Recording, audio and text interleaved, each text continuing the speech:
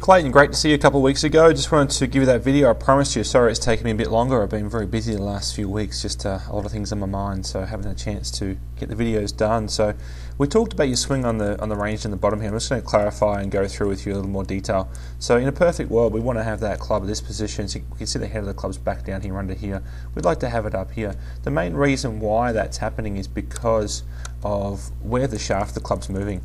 So we put a T in the back end of your club here, and I'm just going to make an imaginary T here, so just up through the back end this way. Now if it was moving back with you, it would still be pointing back here at the midline of your body. We can see now though that T, if we would extend out the shaft, is down here down the line, so we want that back more at this point at the midline of your body, which is going to have the club head more out here in front that way, and you know the club head will be back on that in that circle that we drew earlier, just kind of more out here near the ball as it takes away. So the focus we had was two things for you. The first thing was a takeaway, trying to get the head of the club not to go around the corner so much, but in order to do that, the focus needs to be on how the shaft's rotating, and we put a T in the butt end of the club to get that feeling.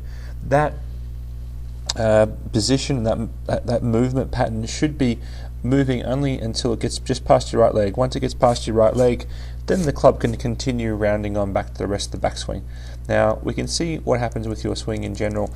The motion of the club shaft is working in a way which tends to be a little bit too flat here, and then once it gets moving a bit further, it's not as flat, it's getting better, but you can see the angles changing quite considerably as the club moves back.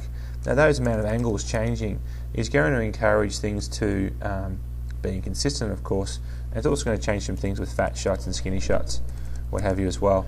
On the downswing, the club starts to shallow out as it should do, and now it's back into a better position working back at it. However, the motion that you've created has got the club head too far back behind you, and you can see how much your right elbow and right hand are really backed up on themselves here, and that gets you into a situation where the club has to sling on past you. Your weight doesn't really get off your right side as the club swings past you because it can't. If the club was to release correctly from where you have it at the top, you're just going to hit the ball way to the left, and your bottom of your swing is going to be too early, so you have to wait and hang back in order to get a feel for that.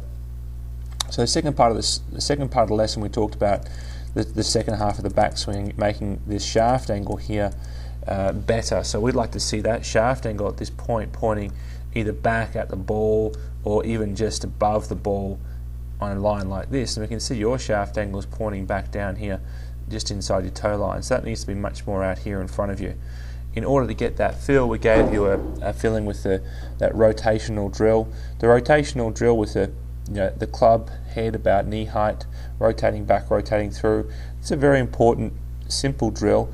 It's going to change a lot of other things too. It's also going to change and get you working more dynamically through the ball, and it's going to encourage your weight to move to your left side. Because the arms are rotating through so much better, your club will automatically pull you through and get your right side up and off and moving towards target, so you're not so far into your balance into your right foot. Great to see you. If you have any more questions, Clayton, just let me know. I look forward to hearing from you and seeing how you go as a progress. Thanks very much for the referrals. Appreciate it. Thank you, sir.